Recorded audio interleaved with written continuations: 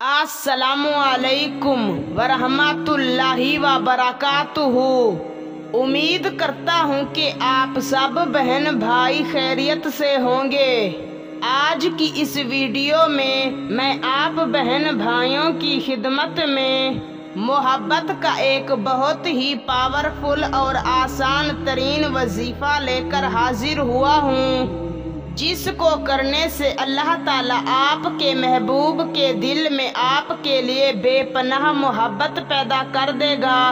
अगर आप किसी से मोहब्बत करते हैं मगर वो आपसे मोहब्बत नहीं करता, तो आज का ये एक लफ्ज का वजीफा कर लें। इंशाअल्लाह इस वजीफे को करते ही उसके दिल में आपके लिए बेपनाह मोहब्बत पैदा हो जाएगी। अगर आपका महबूब आपसे नाराज है, दूर है, उसने आपको हर जगह से ब्लॉक कर दिया है, वो आपसे बात नहीं करना चाहता, तो इंशाअल्लाह इस एक लफ्ज के वजीफे को करने के बाद वो खुद आपको अनब्लॉक करेगा और आपसे राबता करने की कोशिश करेगा। तो दोस्तों, बिना वक्त का ज़िया किए चलते हैं, आपको बताते हैं वो वजीफा और उसको करने का तरीकाकार।